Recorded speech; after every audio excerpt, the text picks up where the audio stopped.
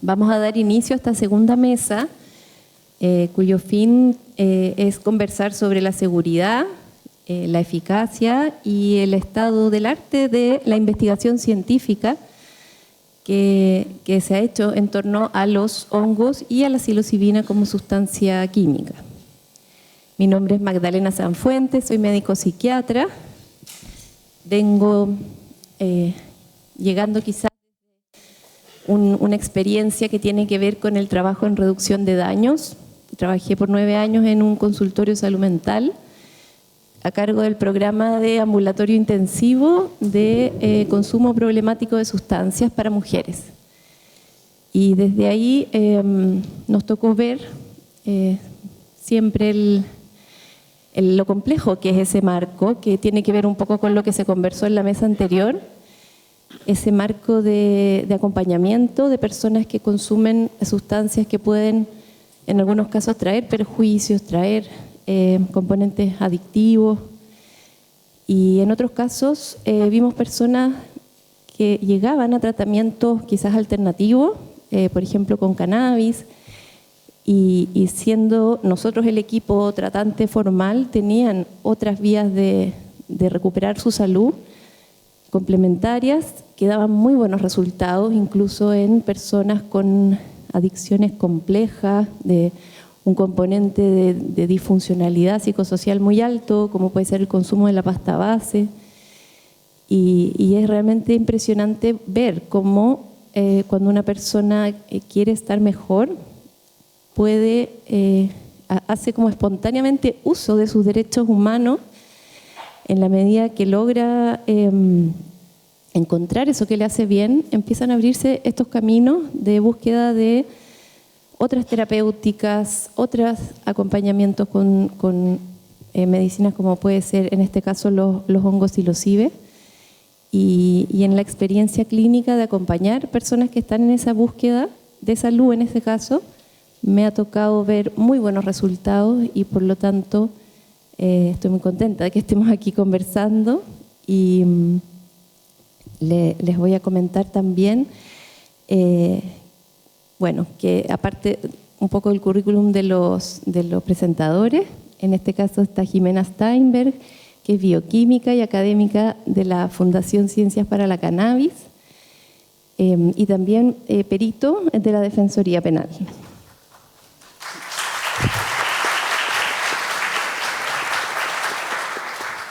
Está Oscar Vélez, que es académico y es neuropsicólogo, académico actualmente de la Universidad Católica del Norte. Y está Christopher Timmerman, que es doctor en psicofarmacología, neurociencia, y se encuentra actualmente como académico en el Imperial College de Londres.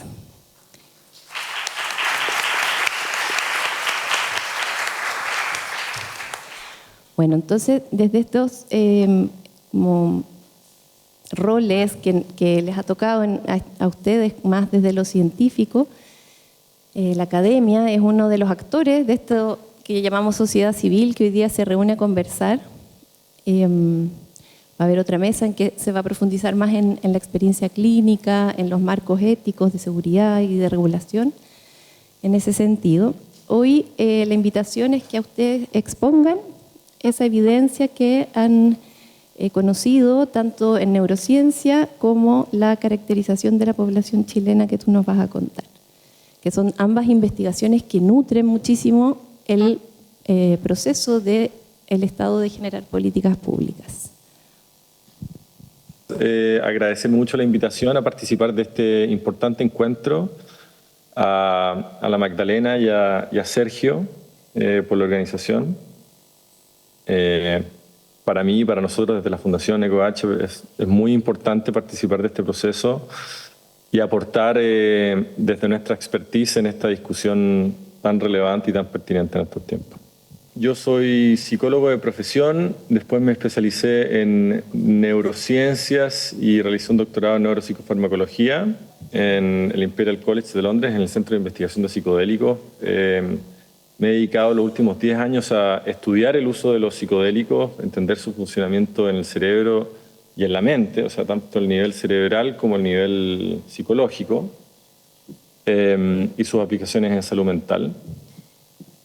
También soy presidente de la Fundación para el Estudio de la Conciencia Humana, que es una iniciativa que tenemos en Chile precisamente dedicada a la institucionalización de prácticas que tienen que ver con la alteración de la conciencia, como es el uso de las sustancias psicodélicas y el uso de los hongos.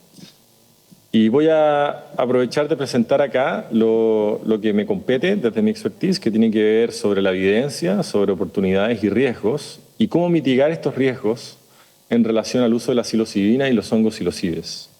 Entonces voy a hacer una panorámica bien general y marcar aquellos puntos que me parecen más importantes remarcar en relación a esta posible regulación. Entonces lo primero es que dice la evidencia actual sobre la eficacia de los hongos psilocíbeos y la psilocibina. La eficacia para tratar temas de salud mental. Entonces, la mayoría de los estudios que se han realizado con psilocibina dicen que tiene una eficacia muy prometedora para el tratamiento de depresión en estos estudios preliminares, que sus efectos sus efectos de 1 o 2 administraciones tienen un plazo de unos 3 a 6 meses, o sea que reducen estos síntomas depresivos de unos 3 a 6 meses. También la evidencia indica que podría reducir la sintomatología depresiva, la psilocibina, en forma equivalente a antidepresivos convencionales y, por supuesto, presentando un perfil de efectos secundarios mucho más favorables que el de los antidepresivos convencionales. Otros indicadores indican que la psilocibina incluso le va mejor que los antidepresivos convencionales cuando miramos otros indicadores, como el bienestar general, que habla de alguna forma de la posibilidad de que la psilocibina no solo trabaja sobre los síntomas, sino que trabaja de una forma que se podría llamar más holística o más sistémica sobre la persona. Entonces hay un potencial enorme desde ese punto de vista.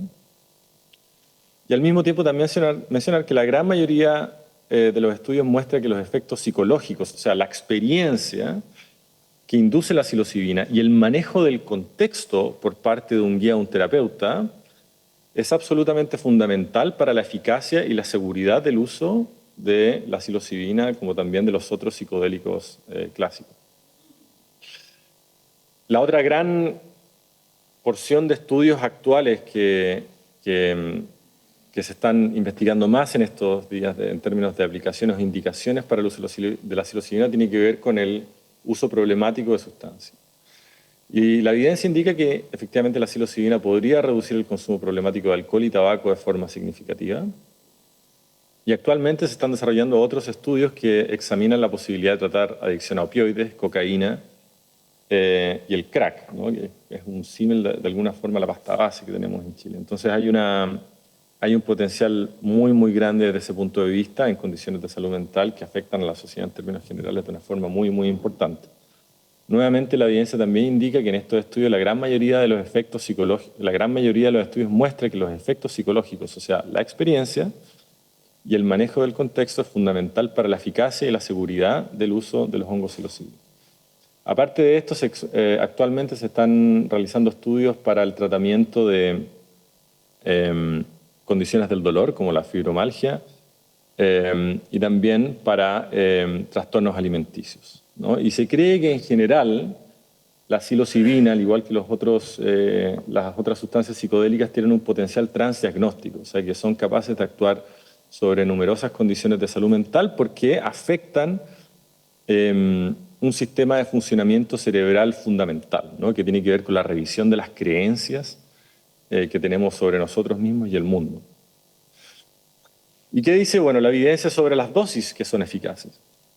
La evidencia que se ha llevado a cabo en estudios controlados indica que las dosis eficaces consisten en dosis de intensidad media o alta de psilocibina. O sea, 25 miligramos de psilocibina, lo que equivaldría más o menos a 2,5 gramos de hongos psilocíbeos secos.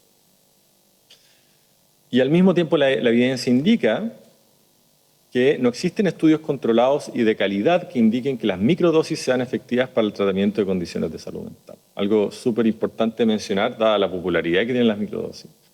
Y si estamos bajo la lógica, ¿no es cierto?, que la evidencia indica que efectivamente la experiencia es la que favorece estos resultados de salud mental. Si las microdosis no generan experiencias significativas, Entonces no tendrían tampoco esos beneficios necesariamente. Si bien hay encuestas que indican que las microdosis podrían servir, estas son encuestas de autorreporte, en las cuales también se han visto que las expectativas del paciente son las que de alguna forma llevan o conducen a estos resultados positivos, que hablan de un efecto placebo importante en ese caso. Al mismo tiempo, la evidencia también indica que si bien la psilocibina y los otros psicodélicos clásicos aumentan la neuroplasticidad y este podría ser un mecanismo importante en relación a los resultados terapéuticos que tienen, la gran mayoría de la evidencia indica que son las experiencias, o sea, son los efectos psicológicos, es ese viaje psicodélico el que favorece la reducción del síntoma. Y eso, por supuesto, llama a entender, en cualquier marco regulatorio, cómo es que este viaje es cautelado de la mejor forma para favorecer esos resultados positivos y disminuir sus riesgos. ¿Qué dice la evidencia actual sobre los riesgos de los hongos psilocibio y la psilocibina? En términos toxicológicos, en seguridad fisiológica, los hongos psilocibios o los hongos alucinógenos son extremadamente seguros. Lo mismo que el LSD, lo mismo que la dimetiltriptamina. Casos de muertes solo adjudicadas a hongos casi no existen. Entonces sabemos que desde un punto de vista toxicológico son sustancias muy seguras. Los riesgos están fundamentalmente relacionados a aquellos de carácter psicológicos. O sea, son riesgos en materia de salud mental. Y trabajos que hemos realizado nosotros, que han realizado colegas, básicamente indican que los psicodélicos pueden generar riesgos en distintas áreas. Pueden generar un impacto sobre las creencias que tenemos sobre la realidad, revelaciones problemáticas, pueden generar recuerdos falsos. Gran parte de la premisa de cómo se trabaja con sustancias psicodélicas en contextos terapéuticos tiene que ver con la revelación de un inconsciente, ¿no? De recuerdos que podrían tener una relación con trauma. La verificación de estos recuerdos no es algo fácil de hacer e incluso puede llegar a consecuencias legales bastante importantes, especialmente en casos de recuerdos de abusos. Entonces presenta un desafío importante. Formas de bypasseo espiritual, ¿no? En donde muchas veces estas experiencias pueden llevar una fascinación por ámbitos espirituales, lo que está muy bien, pero muchas veces también esa fascinación puede llevar a un desmedro de un trabajo terapéutico relacional o personal más inmediato y más necesario. Y finalmente la posibilidad de que estas experiencias pueden generar pensamientos o creencias conspirativas, también tiene un impacto sobre la sociedad. Y esto para mencionar de alguna forma que los psicodélicos en general funcionan como un arma de doble filo potencialmente, ¿no? En donde las mismas experiencias psicodélicas que generan estos beneficios en términos de salud mental, estas revisiones de creencias, esta revisión de aspectos autobiográficos, etcétera, al mismo tiempo también puede conllevar a riesgos. Entonces, su manejo es muy, muy delicado.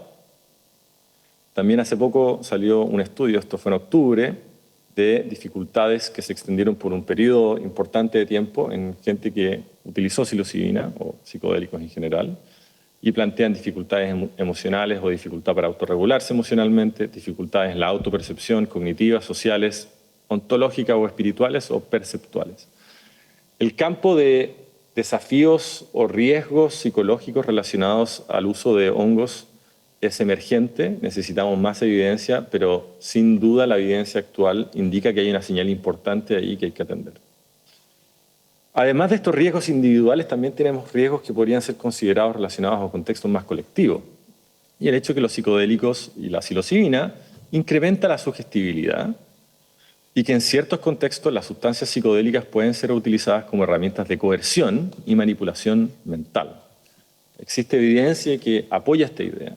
Y también importante traer sobre la mesa, sobre la regulación, la posibilidad de que también las sustancias psicodélicas, los hongos, pueden fomentar, pueden favorecer el desarrollo de sectas y también condiciones de abusos de tipo sexual o de otro tipo. Entonces, ¿qué dice la evidencia actual sobre cómo podemos mitigar los riesgos de los hongos psilocibios y la psilocibina? La principal forma para mitigar esto, de acuerdo a la evidencia actual, tiene que ver con el manejo del contexto.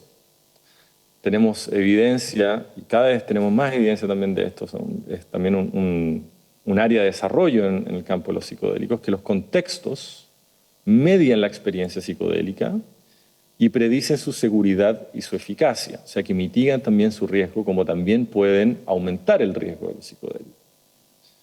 E importantemente, la figura del contexto, que está pasando a tener mayor y mayor importancia en estos estudios, lo que se muestra, es la figura del terapeuta o del guía, ¿no? Y la evidencia está empezando a indicar que, por ejemplo, el vínculo terapéutico es fundamental para que la gente tenga ciertas experiencias que son eventualmente transformadoras.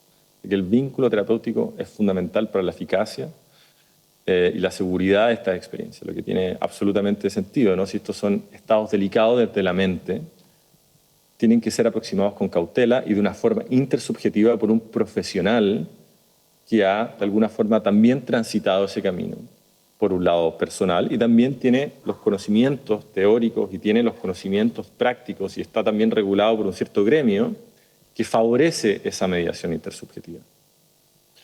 Entonces, de acuerdo a la evidencia, me parece que los aspectos esenciales que mitigan los riesgos basados en evidencia tienen que ver con el dosaje administrado, el tamizaje o el screening, o sea, entender quiénes son las personas que van a recibir o que van a los cuales se les va a administrar esta sustancia.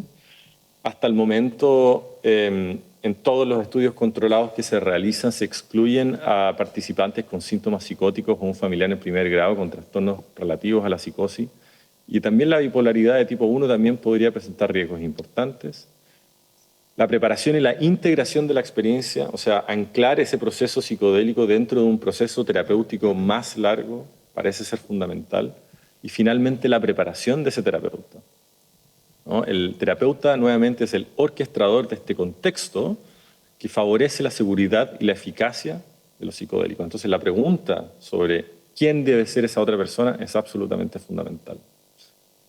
Entonces, para terminar, debido a la interacción entre seguridad, eficacia, contexto y la figura del terapeuta, la institucionalización sobre el uso de hongos psilocibe y psilocibina requiere de una aproximación interdisciplinaria que entienda cada uno de estos niveles de complejidad que conllevan el uso de hongos psilocibe y psilocibina. Como se mencionó anteriormente, la psilocibina no solo es algo que actúa sobre el cerebro y nos olvidamos del problema de acuerdo a una aproximación farmacológica convencional, sino que habla de un proceso complejo que involucra al individuo, la relación con un terapeuta y los contextos culturales más altos, más amplios en los cuales se desenvuelve esa experiencia.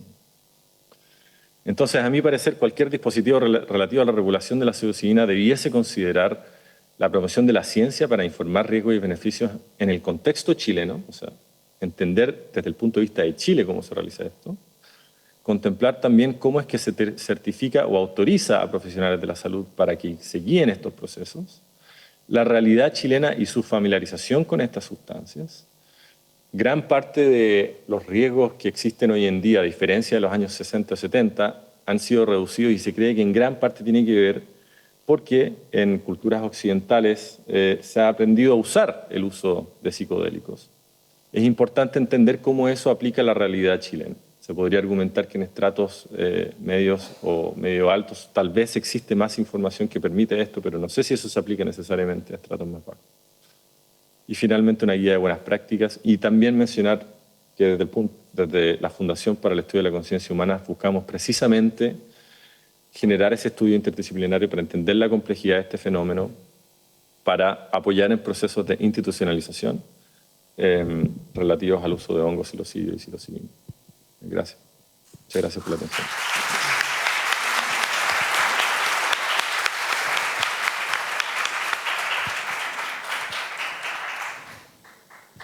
Muchas gracias, Christopher. Bueno, hola, buen día. Primero, a propósito de la pregunta de la primera mesa, estoy muy contento de que esté sucediendo esto. Estoy muy ilusionado también, no solo desde el punto de vista académico o desde el punto de vista de la Fundación, que hemos venido trabajando con el tema ya hace un tiempo, sino que pensando que esto va a ser una realidad posible y eso efectivamente implica un trabajo. Entonces me pone contento y ilusionado que este sea un primer paso de ese trabajo.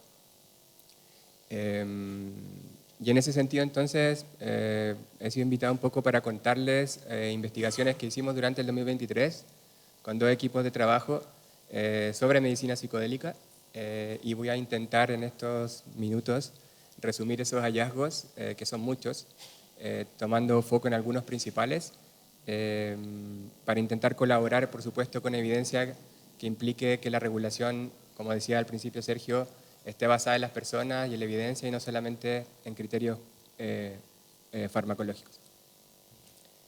Bueno, el primer estudio que quiero compartir con ustedes es un metaanálisis de la revisión, una revisión sistemática, un metaanálisis de la efectividad de la psicoterapia asistida por psicodélicos en diferentes diagnósticos de salud mental. A mí me parece fundamental nombrar a las personas que participaron de ese estudio: Daniela, Javier y Sofía, que algunas de ellas están por ahí hoy día, que fueron quienes hicieron casi todo el trabajo de levantamiento de datos y análisis. Entonces, un poco tomando lo que decía Christopher antes, tenemos que, creo yo, diferenciar dos cosas. Efectivamente, podemos pensar en la eficacia de la psilocibina o los hongos psilocibios y su eficacia terapéutica, y hay otro grupo de estudios que tienen que estar pensados de la eficacia del uso de psilocibina o hongos psilocibios en psicoterapia asistida por psicodélicos. Entonces, ahí hay un matiz respecto a esa efectividad.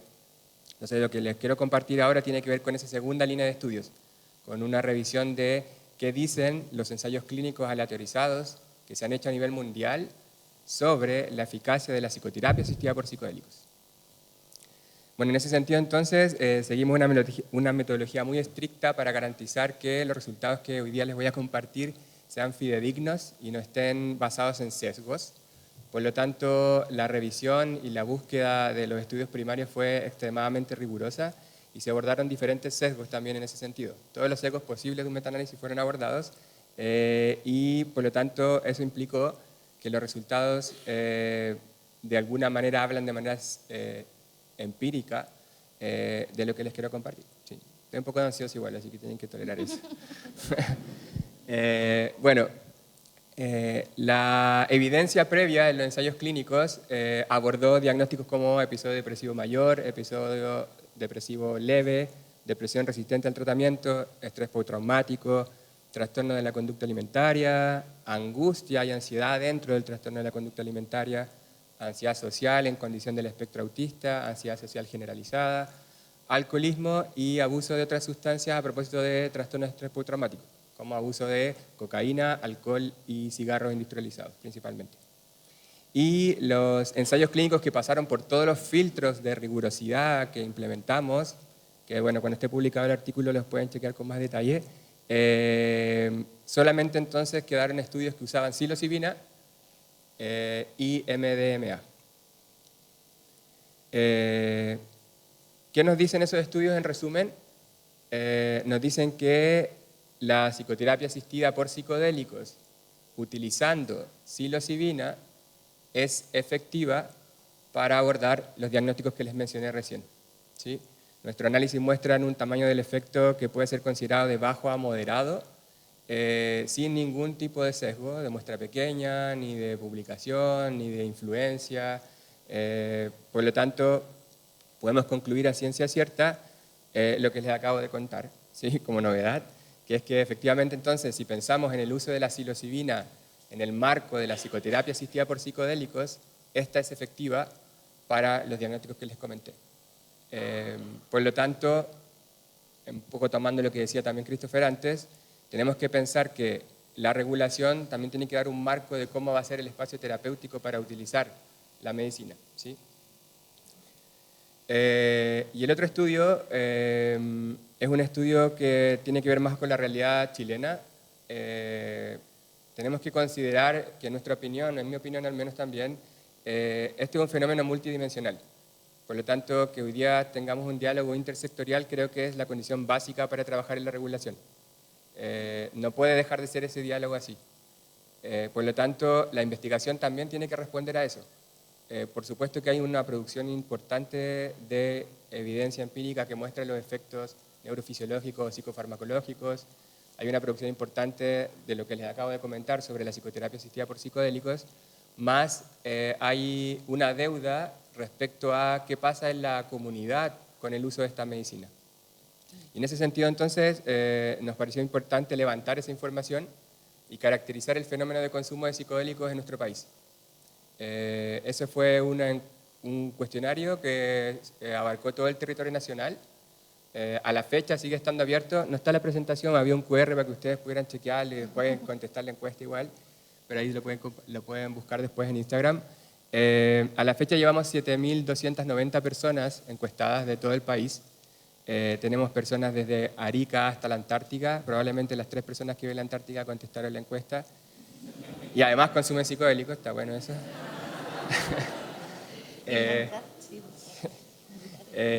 Y lo que quiero comentarles en particular, porque esta investigación tiene muchos datos, quiero comentarles los resultados de las personas que consumen de forma regular psicodélicos. ¿Sí? También exploramos quienes consumían y dejaron de consumir, quienes nunca han consumido y quienes han consumido una única vez.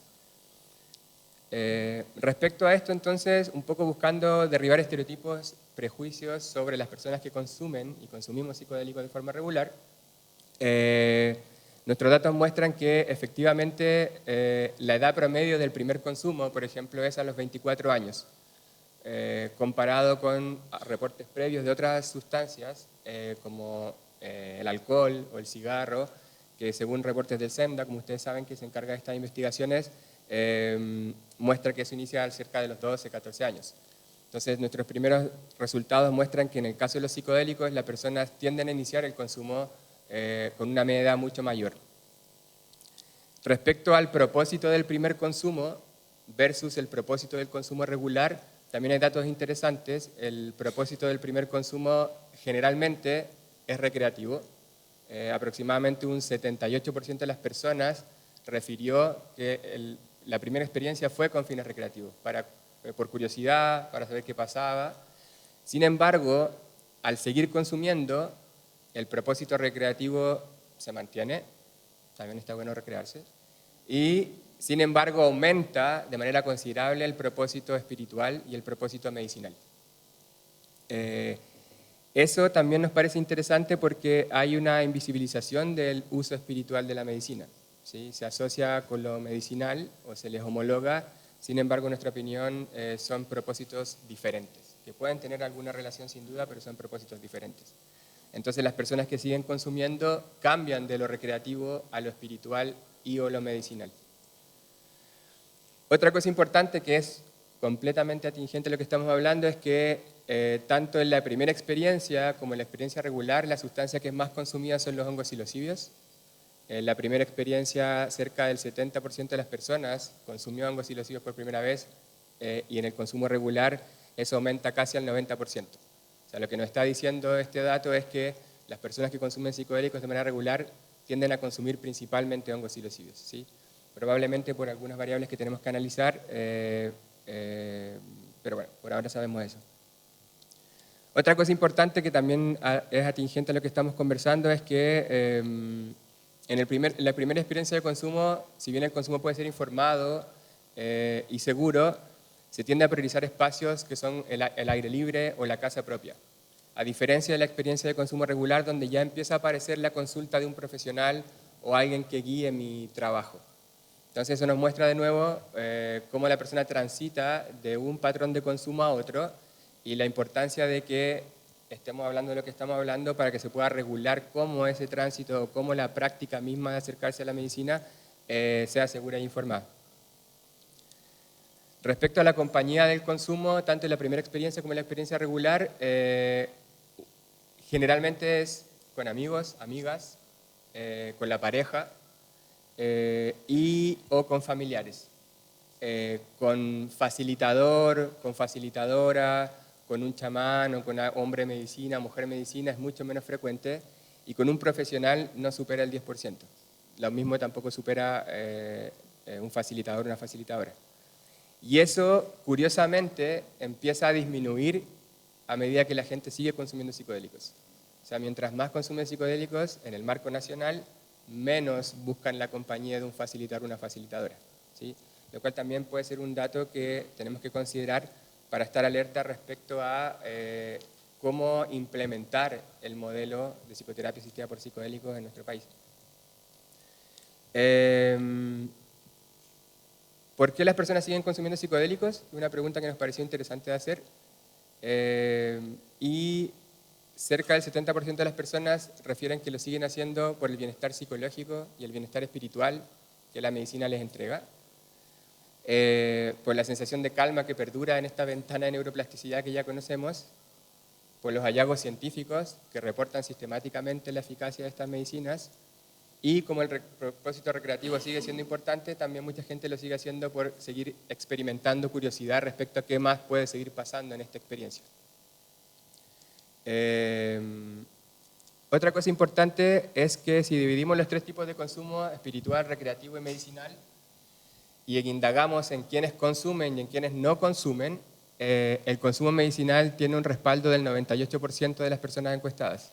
O sea, de las 7.219 personas, el 98%, independiente si consume o no consume, está a favor de que se regule y se legisle por el consumo medicinal de los psicodélicos. Y cuando pensamos en el consumo recreativo, curiosamente, para sorpresa nuestra, quienes no consumían también están bastante a favor, casi con un 80%, si este consumo, un poco en base a la mesa 1, no vulnera ninguno de los derechos o las garantías legales de nuestro país, y si además no daña la salud personal o de otras personas. Y respecto al consumo espiritual, que es un consumo, insisto, más invisibilizado, en general la gente también está a favor. Quienes no consumen están un poco menos a favor que quienes sí consumen, y quienes consumen basan su respuesta en los propios cambios que han experimentado a propósito del uso de la medicina, ¿sí? Entonces, en conclusión o a modo de reflexión, porque son muchos datos, insisto, yo creo que se debe crear un ecosistema en torno a estas medicinas, ¿sí? Lo que estamos haciendo hoy día o lo que se quiere hacer es un paso y es un eslabón de ese ecosistema. Sin embargo, no va a ser suficiente. Si miramos el caso de Australia y de algunos estados de Estados Unidos, nos dan cuenta de eso. El ecosistema tiene que implicar cómo se vinculan e interactúan los diversos sistemas que van a estar relacionados con esta medicina: el sistema sanitario, el sistema político, el sistema judicial, el sistema académico, el sistema agropecuario, el sistema económico y otros sistemas que en este momento no se me ocurren y a ustedes se les pueden ocurrir, que le den sustento a la medicina, ¿sí? Para que las brechas y el acceso democrático a la comunidad en su amplio sentido sea viable. Obviamente hay que hacer cambios a la legislación. Yo entiendo lo que nos decía Ignacio respecto a la interpretación, no es la ley misma, más seguimos quedando a merced de una interpretación. Por lo tanto, si queremos que las cosas funcionen, efectivamente un cambio tiene que venir por lo legislativo.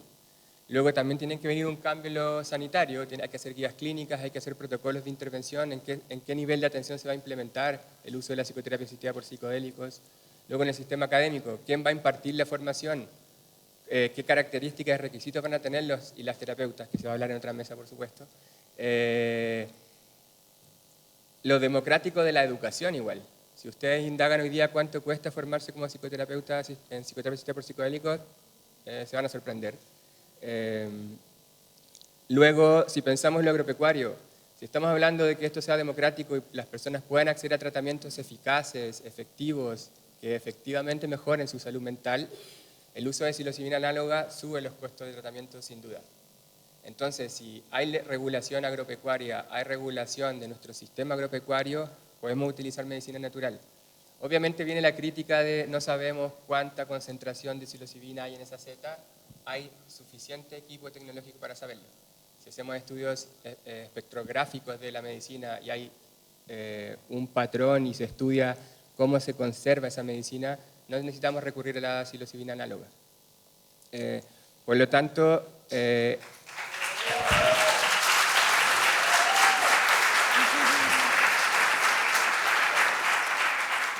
esa es la medicina hablando a través de mí. Sin duda que sí. Lo otro entonces es preguntarnos cómo vamos a implementar esto, ¿sí? ¿Cómo lo vamos a implementar? Ya que no es sorpresa, nadie se va a sorprender con lo que les diga. Hay gente formada, hay gente que lo hace, pero todos y todas estamos underground. Entonces, ¿cómo se va a hacer? ¿Dónde se va a hacer? Etcétera, que es un tema de discusión de otro momento. Sí nos muestra que la psicoterapia asistida por psicodélicos no es una práctica común en nuestro país, no es una práctica socializada en nuestro país, aun cuando la evidencia nos muestra que es eficaz, ¿sí? Aun cuando la evidencia nos muestra que para diversos diagnósticos de salud mental es eficaz. Lo otro importante es que no me parece dejar fuera, es que si en este momento estamos discutiendo esto, también tenemos que tener la capacidad de integrar los conocimientos ancestrales con los conocimientos contemporáneos, ¿sí? No podemos hacer apropiación cultural del uso de la medicina por mucha evidencia científica que tengamos. Por lo tanto, la evidencia, la academia tiene que conversar con la ancestralidad para que la implementación de la medicina no experimente las mismas dificultades que experimentan los países que ya se está utilizando, ¿sí? Esto tiene que ser, cuando yo hablo de un ecosistema, lo traigo un poco desde la ancestralidad, que la medicina es parte de su cosmovisión. No es algo, una herramienta solamente para resolver un problema. Si bien la cultura occidental, nuestra cultura chilena neoliberal, adolece mucho de cosmovisión, que no sea neoliberal, si tomamos el conocimiento ancestral y lo integramos con la evidencia empírica, podemos construir un ecosistema que le dé sustento a la medicina y que entonces termine siendo viable su implementación, ¿sí? Y bueno, y para ir cerrando y no quitarles más tiempo, creo que esta regulación también tiene que implicar la posibilidad de continuar investigando, de que la investigación tenga un contexto sociocultural y histórico instalado, porque en base a lo mismo que estamos narrando ahora, en base a lo que Christopher ya comentó también, tenemos que considerar que el contexto, la historia de la persona, la historia de nuestro contexto cultural es significativo, por la evidencia que tenemos ahora, para el cambio psicológico. Por lo tanto, si queremos que esto funcione, necesitamos también que la investigación avance de manera multidimensional, que la investigación contemple el contexto histórico, que la investigación contemple el contexto sociocultural y lo mismo esta política, lo mismo esta estrategia. Si no lo considera, es probable nos vamos a enfrentar a los mismos problemas que con otros tratamientos y como dijo Sergio al inicio, no nos puede quedar mal hecho esto, ¿sí? Esto tiene que quedar bien hecho para que sea la punta de lanza de las medicinas que siguen y que la salud mental sin duda no solo contribuye a lo individual, sino que también contribuye al cambio de la sociedad y al ser comunidad. Eso, muchas gracias. Gracias.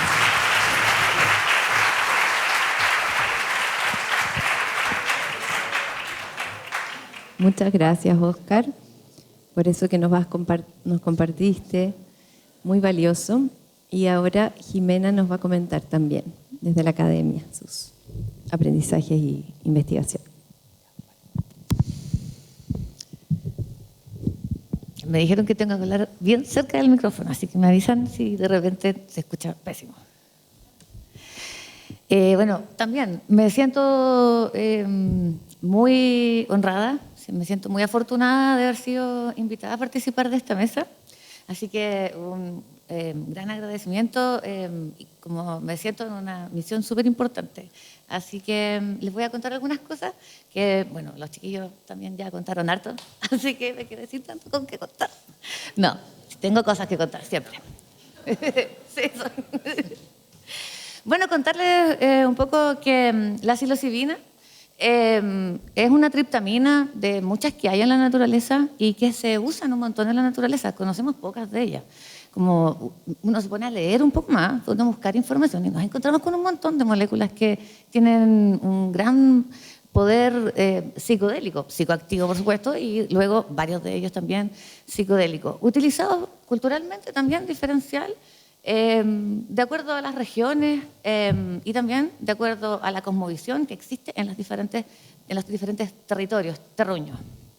Entonces, la psilocibina, de hecho, algo muy interesante es que es un profármaco, podríamos decir, porque en realidad el compuesto activo, el compuesto realmente activo de la psilocibina se llama psilocina y es un compuesto que se forma a partir de la escisión de la molécula psilocina, la pérdida de un grupo fosfato en el ambiente gástrico. Entonces, por eso uno come la psilocibina y y en la guatita se transforma. Entonces, hay varias formas de poder mejorar. Por eso, no sé si lo han escuchado, que recomiendan usar, por ejemplo, el limón.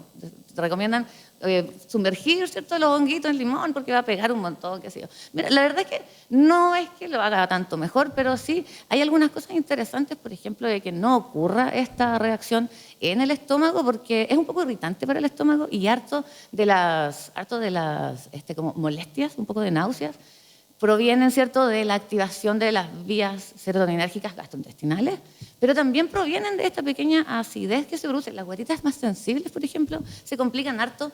Y fíjense que como esta experiencia también es bastante subjetiva, cosa que en realidad no tiene nada de malo, porque la subjetividad es parte de la realidad que nosotros construimos.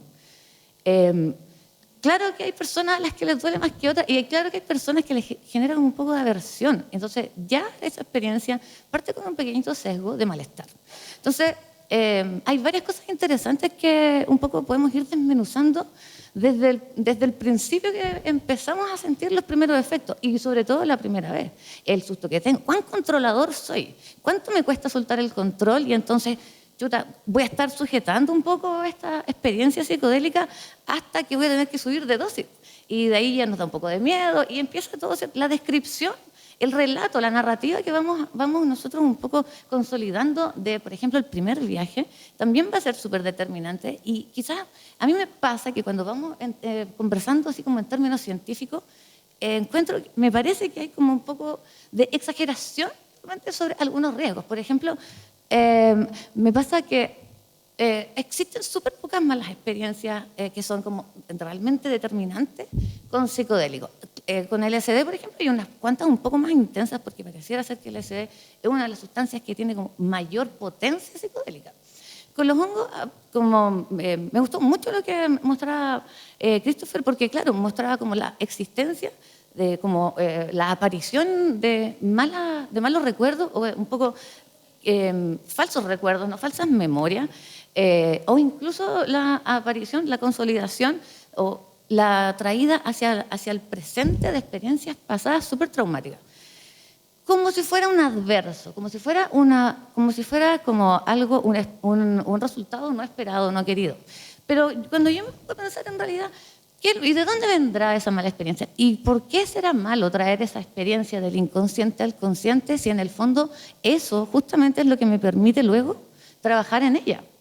Entonces, en ese sentido me pasa que a veces creo que desde la ciencia nos posicionamos con mucho cuidado, con demasiada precaución respecto a los efectos adversos posibles, por ejemplo, que pudiéramos ir adquiriendo en la medida que van pasando diferentes personas, diferentes individualidades. Y a veces se nos olvida, en el esfuerzo de homogenizar la muestra, ¿cierto?, experimental, se nos quedan atrás las individualidades. Yo me pregunto, por ejemplo, si vamos dejando afuera trastornos de salud mental que tienen súper pocas posibilidades de ser terapiados, de ser tratados, ¿cierto?, como las depresiones bipolares, los trastornos de personalidad, la esquizofrenia, los trastornos de esquizofrenia, yo no sé, es como dejarlos afuera de cualquier nueva posibilidad que en realidad pudieran incluso experimentarse en ellos. Y que existan de repente estos malos viajes, ¿cierto? O estas como crisis psicóticas con estas psicoemociones frágiles, tendientes a entrar en esos espacios. Yo diría que eso nos llama a nosotros, nos convoca a aprender más. A ser más puntuos, observar más y no simplemente dejarlo afuera. Por ejemplo, ya bien, los estudios controlados súper bien, controlados con placebo, pero ¿saben cuánto aporta a la eficiencia, a la eficacia de los tratamientos del placebo? El 30%. Entonces ya, eliminemos el placebo y estamos obsesionados con sacarnos el placebo de encima. ¿Por qué si nos aporta el 30% a la eficacia de los tratamientos? La mente es súper fuerte. Ya, bacán, gracias. Pero es verdad. Es como una obsesión de parte de la academia por eliminar el placebo. Y el nocebo, por ejemplo, el nocebo también existe. Y no sé, no tengo el número, lo busqué, pero yo creo que nadie lo quiere estudiar. El nocebo, o sea, básicamente empezar a percibir malos efectos porque la cultura, las noticias, mis amigos, qué sé yo, que alguien me dijo que esto funcionaba mal. y empieza entonces a sentirse el nocebo. Y entonces me pasa que yo siento que en este sentido viene una nueva era psicodélica que nos permite acceder a estados de conciencia no ordinarios, que al mismo tiempo aquello me permite traer información que está muy guardada en el inconsciente para poder empezar a resolverla. Y en vez de hacer eso, nos da miedo y decimos, no, este fue un mal viaje, una mala experiencia. Hay gente que ni siquiera quiere nombrarla. Ahí está el desafío. Ahí está el desafío. De hecho, justamente entiendo yo que los mecanismos neuroplásticos que se perciben a través del uso de muchos psicodélicos son tremendamente prometedores. De hecho, también sabemos que en las depresiones, por ejemplo, estamos con nuestras vías neuroplásticas bien apagadas y que perfectamente hoy día se entiende como una causa muy probable de la entrada en los cuadros depresivos severos. Entonces, la neuroplasticidad, comprendiéndola como la posibilidad de renovar circuitería, es decir, también con ello de resignificar experiencias pasadas, traumáticas, inconscientes, que vienen al consciente, o la creación de... Por eso me hace sentido lo de los recuerdos falsos, porque claro, estamos con la neuroplasticidad súper activada, perfectamente posible de construir estas cosas. Y entonces, nuevamente, el llamado es a seguir mirando esta experiencia, seguir siendo más observadores, más agujas, conversar entre nosotros, conversar acerca de nosotros. O sea, no es un fracaso que un paciente tenga una experiencia así terrible. En realidad, lo hace urgente. Nos llama a la urgencia de formarnos de manera más humana. Transdisciplina, no interdisciplina.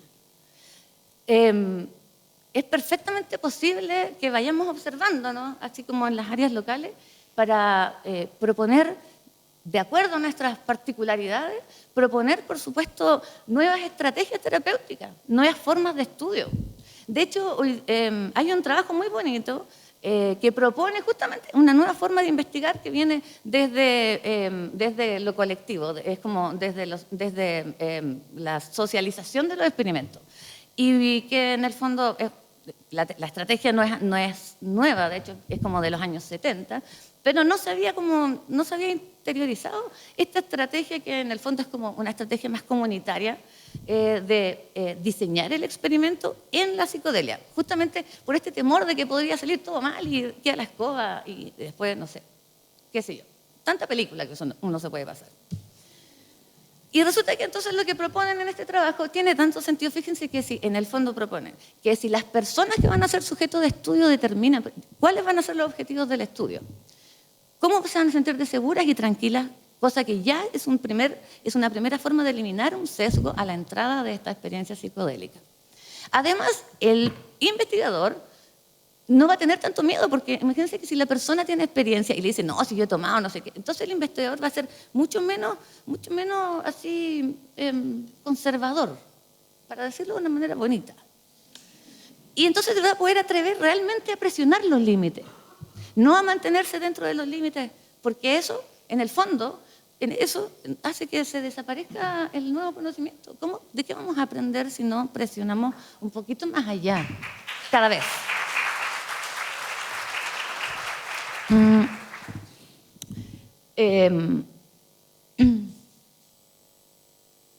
Hay otras cosas súper interesantes que tenemos que reformular para poder dialogar nuevamente con nosotros, entre nosotros, entre los científicos, eliminar un poco esta jerarquía donde el experimentador y el observador no puede dialogar para allá porque es sesgo.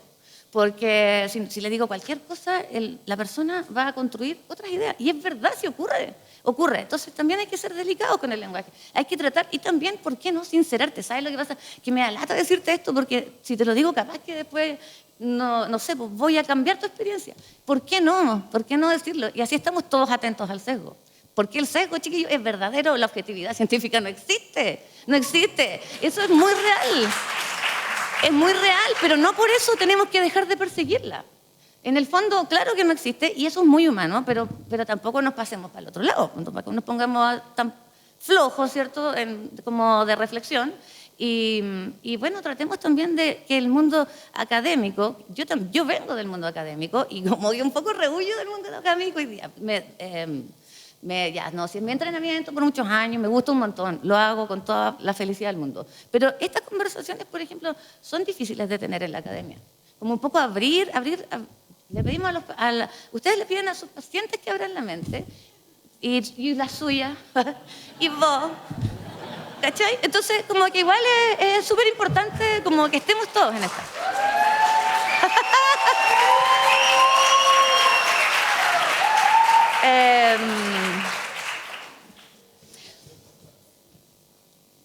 Yo creo que esta campaña hace mucho sentido con lo que estamos haciendo en esta conversación. Apoya, no castigue.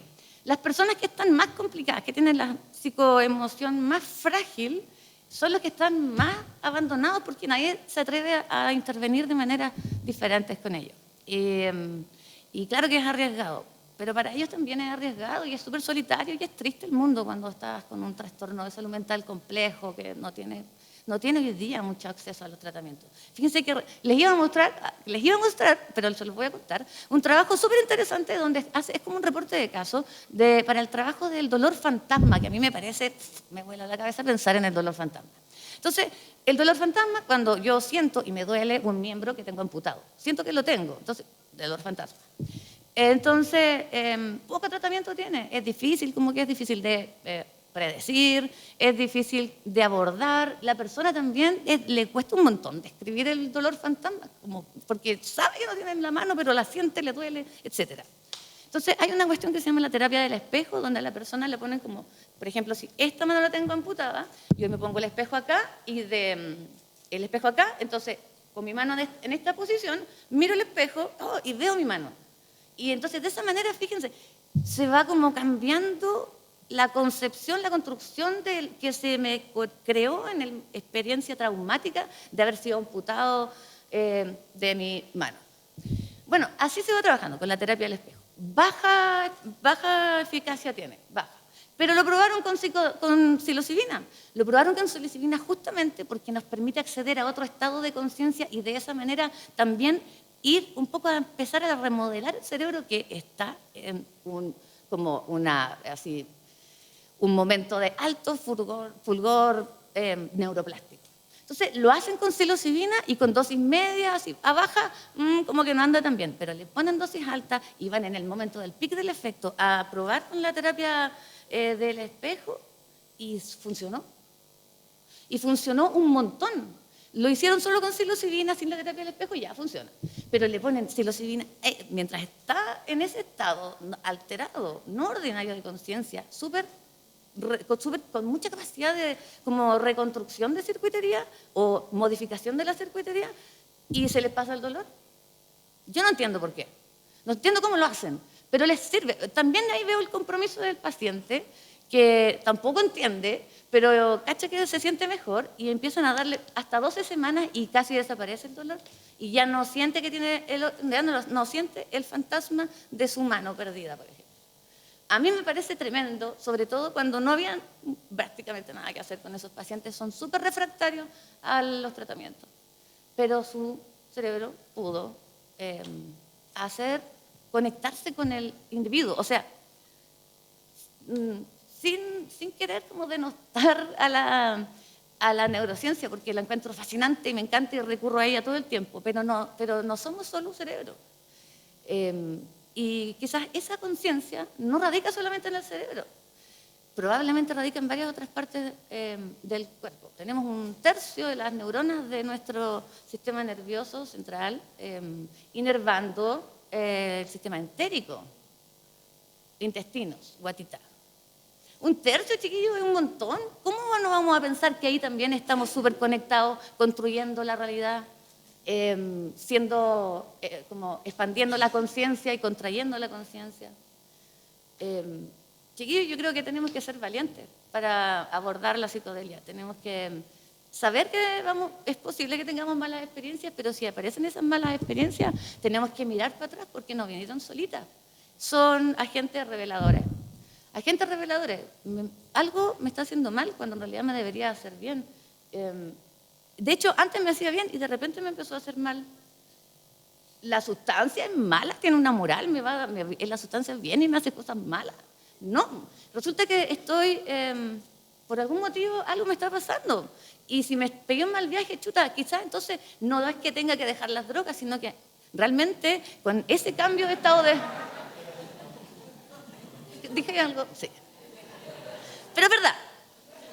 No es que tenga que dejar las drogas, sino que realmente está bien detenerse para explorar qué es lo que está haciendo que ahora esta sustancia no me haga bien, no me haga sentir bien. ¿Qué emoción me está surgiendo? ¿Qué pensamiento? ¿Qué cosa me está pasando? Algo me está pasando, sí. Algo me está pasando porque me estoy sintiendo mal cuando cuando accedo a otra forma de comprender el mundo. Y podría ser si las aprendemos, si con mucha educación y conciencia e integración de los saberes y de los conocimientos, por supuesto que no solamente de episteme científica, académica, sino que los saberes de diferentes epistemes que, por supuesto, ¿cómo no va a entender uno lo que le pasa en el cuerpo y cómo uno no lo va a poder expresar? Mi propia episteme. Entonces, ¿cómo no vamos a considerar todos esos elementos para que en el fondo las sustancias ahora empiecen a ser nuestras amigas, nuestros amigos? El alcohol, pucha, yo veo un montón de odio al alcohol, pero ¿cuánto apañe nos ha dado el alcohol cuando nos hemos sentido mal? A veces no tanto, pero en muchas otras ocasiones sí. Entonces también ahí, no quiero decir que está bien así dar con todo, pero pucha, de repente somos bien ingratos con algunas herramientas que tenemos a la mano, muchas veces la única herramienta a la que podemos acceder para paliar un poco el dolor. Acuérdense que la primera verdad noble del Buda es que el hombre sufre, y eso es parte de estar en conciencia. El existencialismo es humano, es natural, es propio, está bien, está bien. Y de repente necesitamos un poco de ayuda para ir transitar y surfear el mundo que a veces es un poco más hostil, por ejemplo, estos últimos años. Eso chiquillos, es lo que les quería decir.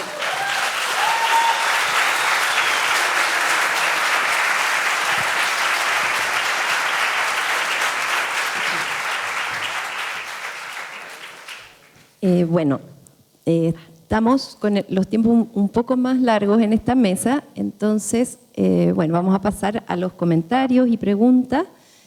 Y quisiera enmarcar una pregunta que vamos a plantear en la experiencia que me ha tocado siendo profesional de la salud, siendo médica, que es que cuando empiezo a observar personas que buscan este acompañamiento como para saber los riesgos y los beneficios, me doy cuenta como de este enclave complejo social que tiene que ver con las sustancias como la psilocibina y los hongos psilocibes clasificados en la ley de sustancias peligrosas.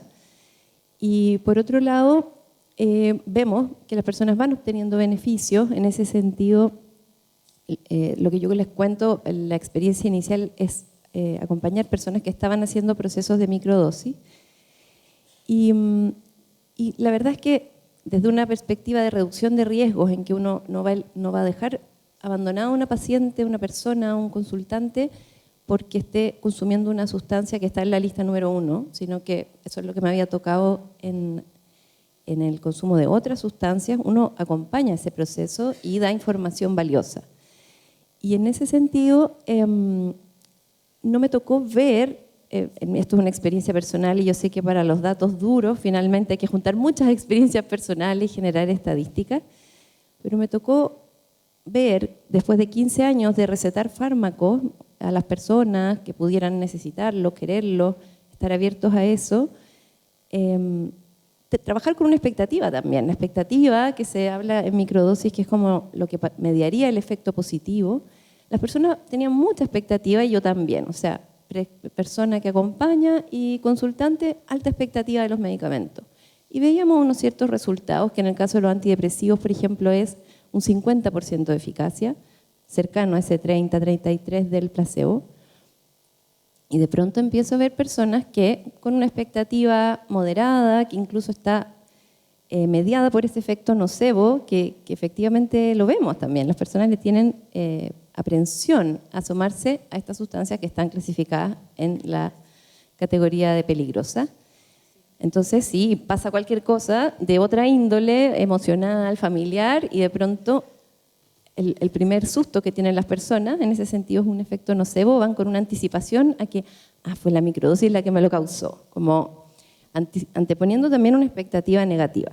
Y frente a ese escenario de expectativas positivas, moderadas, no he visto necesariamente un fanatismo en la gente que llega a consultar, por algo llegan a médica, porque si no, probablemente hubieran empezado por su cuenta. Entonces van con miedos, con aprensiones, con expectativas a veces basadas en un comentario de un amigo, de una persona.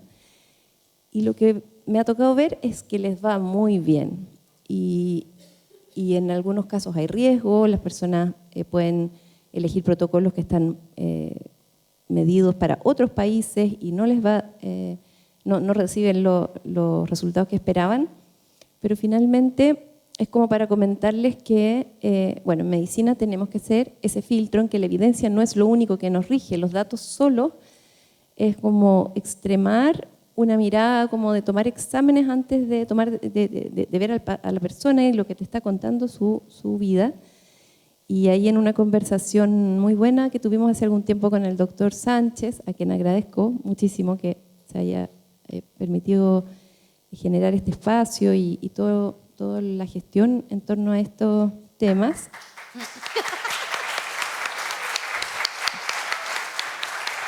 Tuvimos una conversación sobre el libre ejercicio de la profesión médica. O sea, dentro de los derechos que tenemos como ciudadanos, y en este caso profesionales, podemos hacer un libre ejercicio que incluya todas estas variables éticas, de beneficencia, de no maleficencia, tomar la evidencia científica como parte de eso, incluso la mismísima medicina basada en evidencia, que sería como este fantasma que rige las situaciones, tiene un triángulo que un pilar es la evidencia prospectiva, datos duros, metaanálisis, otro pilar que tiene que ver con la experiencia del profesional que acompaña y otro pilar que tiene que ver con las preferencias, con la elección, con lo que le hace sentido realmente a la persona que consulta.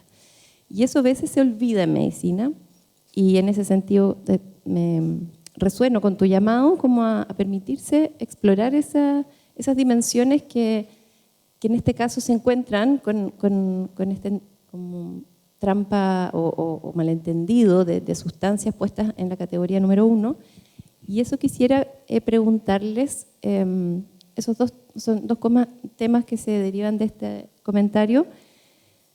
¿Qué opinan de esto, de que reforcemos el tema de la seguridad, pensando que en el fondo para que estar en la lista número 1 tienen que ser sustancias altamente tóxicas, en este caso neurotóxicas o tóxicas para el cuerpo, tendrían que ser muy adictivas y sin potencial beneficio para la salud. Esa es la lista número 1. Y ahí están estas sustancias, desde la perspectiva mía basada en todas estas investigaciones, erróneamente, porque en la lista número 2 hay fármacos con riesgos muchísimo más altos, y sustancias naturales también con muchísimo más riesgos y que están disponibles como desde otro lugar para facilitar la investigación científica. Entonces, ese punto de la seguridad y el otro, se me olvidó. Tiene que ver con tu investigación de la caracterización del consumo. Bueno, que podamos saber que la eficacia es un norte que tenemos que ir buscando, pero también entender que las personas ya están haciendo uso, que los beneficios son a distintos niveles. Existe una especialidad nueva que se llama la medicina del medio ambiente, que busca que la medicina en general y las personas orienten su actuar, incluido un tratamiento, por ejemplo, a generar el menor impacto medioambiental posible. Y en ese sentido es muy probable que van a ser áreas que van a apoyar el desarrollo de investigación con hongos directos en vez de químicos, porque tiene todo el sentido del mundo generar intervenciones eficaces y con menos impacto medioambiental. Y asimismo, la salud hoy en día privilegia la promoción y prevención de la salud, ya no es solamente esta parte como paliativa. Entonces, todas esas son áreas de la medicina que tenemos que ir mirando, quienes trabajamos en salud en general, para no quedarnos con la idea de que esto está solo mirado desde la óptica de sirve o no sirve para depresión o para otros trastornos, sino que tiene como muchos otros impactos, incluido el que tú mencionabas, Oscar, de la espiritualidad, como es también con evidencia científica demostrado protector de la salud mental de las personas, como parte de estos estilos de vida saludable y todo eso. Entonces, pedirles que me puedan comentar sobre seguridad y estas medidas, estos beneficios que no están directamente medidos en los gráficos clínicos. Bueno, voy a hacerlo lo más corto posible. Ya, miren, lo que pasa es que a mí me pasa que siento que esto de la lista 1 y de prohibirnos el acceso a sustancias, de prohibir vegetales, de prohibir hongos, a mí no me gusta nada esto del prohibicionismo, porque siento que en el fondo es una infantilización de la capacidad que nosotros tenemos de tomar decisiones y por otro lado es realmente como no tener ninguna voluntad de permitirnos educarnos para nosotros poder tomar esas decisiones. Existen varias estrategias de medicina ancestral, por ejemplo, que utilizan venenos de animales para inducir también estados corporales bien extremos. El cambó es un ejemplo de ello, que es el veneno que se saca de un sapo, se usa y uno entra en un estado así como de envenenamiento, el cuerpo se siente pésimo, hay una gran purga, lo utilizan un montón bueno, esto del envenenamiento como microdosis de envenenamiento, por así decirlo, porque la idea es no morir, ¿cierto? La idea es sanarse. Y hasta los venenos se pueden usar. O sea, ahí, por ejemplo, tenemos un veneno de un sapo que uno estaría en la lista 1, pero todo el rato. Y chuta, pero un tremendo poder medicinal en otras culturas, de otras formas de utilizar ese veneno. Imagínense qué haría el sistema capitalista con eso. Haría un monocultivo de veneno. Y en ese sentido, podemos cultivar marihuana en un sistema de monocultivo intensivo, podemos cultivar flores, podemos lo que sea, porque al final eso es lo que pasa. El modelo capitalista que coopta nuestra salud, ¿cierto? A través de las herramientas, de como en la jerarquía sanitaria, finalmente es la que decide hacer esto de una manera u otra. Porque si no protegemos el derecho de autoabastecernos, del derecho de tener 3 plantas en el patio y no tener el monocultivo intensivo que va a secar, no sé, va a secar otro pueblo que está cerca, que va en el fondo va a terminar funcionando como todo lo que funciona en el sistema del capitalismo salvaje en el que estamos sumidos. Yo creo que en el fondo, si no exigimos el derecho, estamos sonados, vamos a tener que vivir en la clandestinidad. Y yo los invito a eso, a desobedecer, porque esto no es justo. No sé en realidad, no se me ocurre nada que yo pondría, sí algunas cosas, pero que no se pueden, como un mal chiste nomás, en la lista 1. No pondría, no sé, Tanax. Una cosa así pondría, pero la venden en el súper, en la ferretería. No sé, esas cosas se me vienen a la cabeza, pero realmente a mí me molesta esto de andar prohibiendo. Creo que de verdad es un infantilismo para nosotros, es como tratarnos de leso. Y viene también desde la academia. La academia piensa que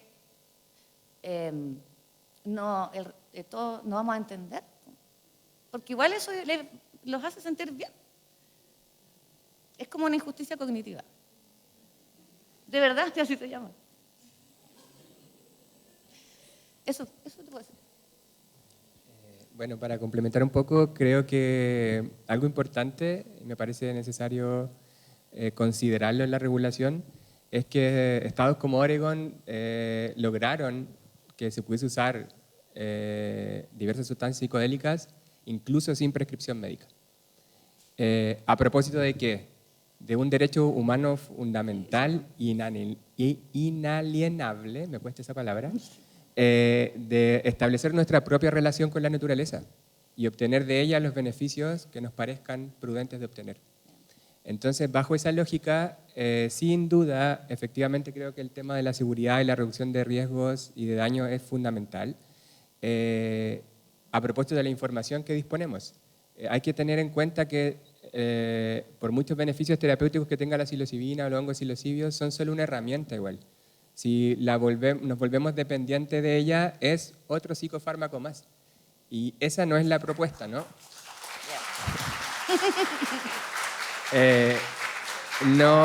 No queremos apuntar a eso, sin duda. Entonces, si nos reparten un martillo a cada uno y a cada una de nosotras y nos dicen que tenemos que clavar un clavo, por supuesto que el martillo funciona bien. Pero si alguien decide agarrar a martillazo en la cabeza de otra persona, ya no es una herramienta tan útil. Con los psicodélicos es exactamente lo mismo. Con cualquier medicina es exactamente lo mismo. La medicina es una interfaz que conecta nuestra individualidad con algo y sabiendo aprovechar esa conexión de forma segura e informada, no solamente con datos empíricos, sino que también considerando lo que decía Magdalena de alguna forma, datos naturalistas, datos de la cosmovisión, datos de la misma propia experiencia. Creo que considerando esas variables, probablemente una regulación le da acceso a la persona o a las personas para que puedan desarrollar de forma segura e informada sus propias prácticas, su propio camino hacia la salud. Entonces también implica redefinir el concepto de salud sin duda, redefinir el concepto de salud mental, redefinir cualquier cosa que solo venga de un modelo biomédico creo que es fundamental, porque incluso la misma medicina lo está haciendo. Entonces no podemos ya seguir replicando observaciones epistemológicas que cada vez y cada día demuestran que están más obsoletas. Y respecto a la otra pregunta, ¿sí? ¿Las dos? Ok, muchas gracias. Hola, me gustaría hacer unas menciones. Me gustaría hacer un pequeño atisbo en relación a la importancia que me parece de alguna forma equilibrar la importancia de, que sin duda es muy importante, de reconsiderar la clasificación de estas sustancias como que no tienen beneficio, y que por ende esta instancia es muy, muy importante, y al mismo tiempo la importancia de la mediación y el acompañamiento de esta experiencia. Me parece que sí hay un principio protector, de alguna forma, o de resguardar la seguridad de las personas, que de alguna forma la regulación debe traer consigo también. Y si nosotros vemos el uso que se podría llamar ancestral o tradicional del uso de las sustancias que contienen, o las plantas que contienen sustancias psicodélicas, siempre vemos que hay un acompañamiento, que es un uso mediado, ¿no? Y que de alguna forma en esa mediación se resguarda también la seguridad de las personas, el no hacer daño. Me parece que ese es un principio bastante importante considerar. Estoy muy de acuerdo que la ciencia no abarca completamente las posibilidades de cómo nos aproximamos a la vida o lo que nos importa como seres humanos, pero sin embargo nos da una certeza muy importante para entender, para informarnos. Y sí me parece que eso tiene que conversar con la experiencia humana. Y la subjetividad me parece absolutamente fundamental. El tema de los recuerdos falsos me pareció muy importante mencionarlo porque precisamente existen experiencias que son sanadoras al revisar traumas o experiencias, pero también en la revisión de esos traumas pueden haber instancias en donde esos recuerdos no sean necesariamente certeros y llevan consigo consecuencias legales. Eso llama a que la ciencia converse con los aspectos experienciales y llama a una interdisciplina. Por lo tanto, sí me parece fundamental entender la complejidad que presentan los fenómenos psicodélicos desde una perspectiva interdisciplinaria que contemple tanto la ciencia como la experiencia y también, por supuesto, los aspectos de derechos que han mencionado anteriormente.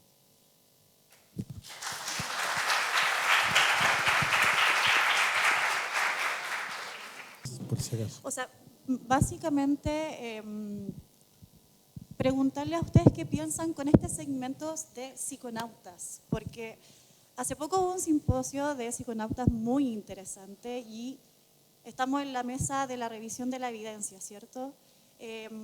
Yo también soy psicoterapeuta y al principio me llegan muchos consultantes con problemáticas, con síntomas de depresión, pero ahora también hay un boom de personas que quieren encontrarse de una vereda espiritual y van por este segmento de una rama mucho más psiconáutica, ¿Va a haber espacio también para abrir este segmento a la libertad, a la autonomía?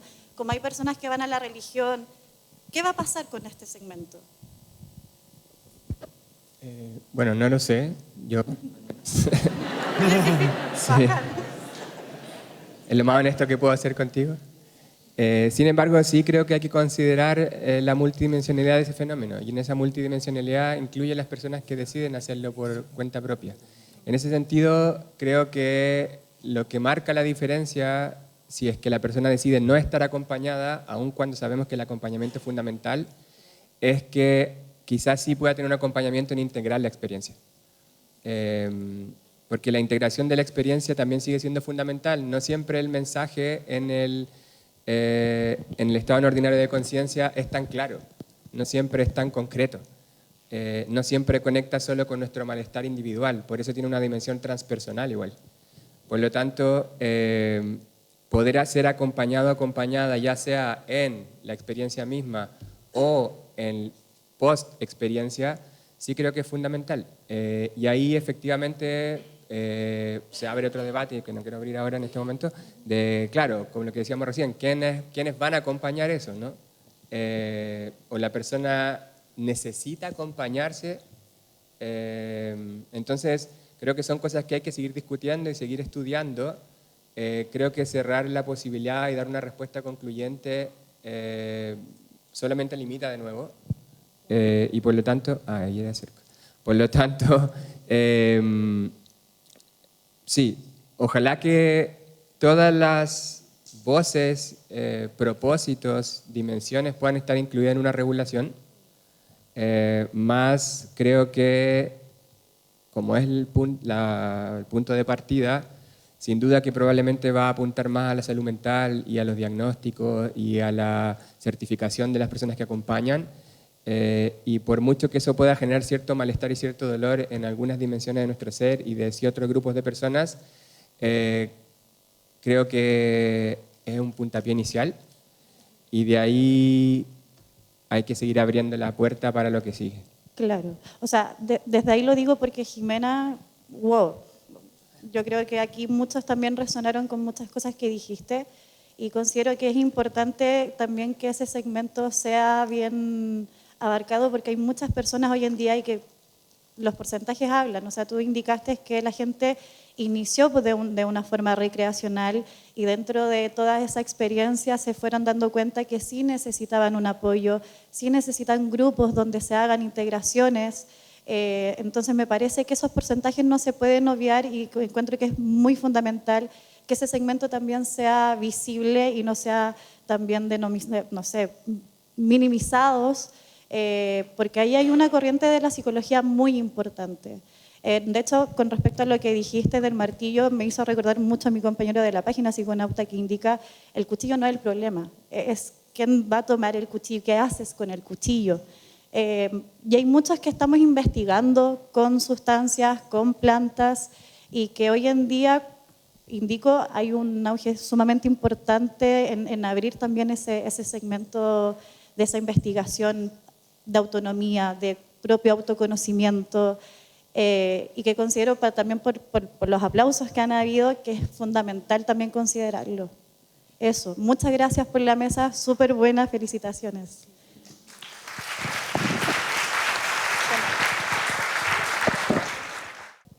Christopher, no sé si quieres contestar a propósito de esa pregunta de psiconáutica.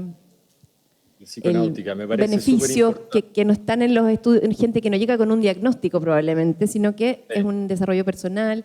Yo sé que miden en las investigaciones, como esta incluso, bueno, en el Imperial College hacen estos reportes de beneficios subjetivos paralelos a las escalas clínicas. Ese tipo de beneficios, por ejemplo. Absolutamente, me parece un aspecto muy importante a considerar. Efectivamente, la evidencia indica que no solo si las personas cuentan con una patología diagnosticada, salud mental se podrían beneficiar, sino muchas veces pueden haber incrementos en salud mental, significado en la vida, conexión con la naturaleza y otros predictores de la salud en general que se ven incrementados nuevamente en gente que está interesada más en un desarrollo de tipo personal. Muchas de yo creo que lo que me parece súper importante considerar acá es que es como también entender toda la muestra, ¿no? Porque cuando nosotros realizamos esos estudios, muchas veces son encuestas en donde la gente que participa ya ha tenido buenas experiencias con psicodélicos o espera tener buenas experiencias con psicodélicos. Entonces ahí hay una gran parte de la muestra, o sea, lo que nosotros pensamos entender puede relacionarse con una parte de la población y no necesariamente toda la población que se expone a esta sustancia. Y es interesante como está empezando a emerger algo de evidencia que también indica que hay ciertos riesgos asociados a un uso cuando este uso no está siendo mediado por un otro. Ahora, es importante mencionar que un otro experto puede ser un terapeuta, pero en casos más recreacionales un otro experto puede ser un usuario más experto también. Ahora, ¿cómo la regulación abarca esa expertise y certifica esa expertise? Es otra pregunta. Pero lo que sí me parece muy importante mencionar es que precisamente existan estos dispositivos de andamiaje en relación a la reducción de daño en el uso que tiene que ver con desarrollo de tipo personal, como también idealmente instancias. Ahí se mencionó anteriormente que efectivamente estos círculos de integración pueden ser muy útiles para anclar estas experiencias, para darle un significado, para aprender de otras personas que tienen las experiencias. Hay experiencias así también que se realizan en Europa y que parecen tener muy buenos resultados también, porque precisamente generan un espacio intersubjetivo donde las personas pueden ir de alguna forma regulando o ayudando a regular de qué forma los aspectos beneficiosos y difíciles también se encuentran disponibles. Últimamente me gustaría hacer nuevamente un hincapié sobre que el uso o las dificultades psicológicas que pueden emerger en estos contextos más psiconáuticos no están completamente estudiados. Y lo positivo también me gustaría también integrarlo con aquellos aspectos riesgosos y entenderlos a cabalidad.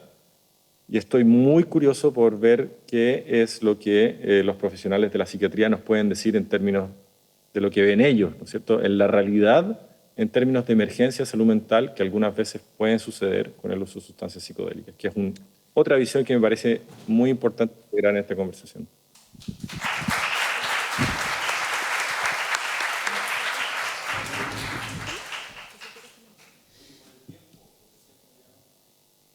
Cerrar esta pregunta. ¿No? Ya, para que no cambiemos tanto los horarios, entonces dejamos acá. Y muchas gracias por haber venido, por estar interesado. La participación de todas las personas que están interesadas es lo más fundamental en estos tiempos, como estar trabajando en comunidad también.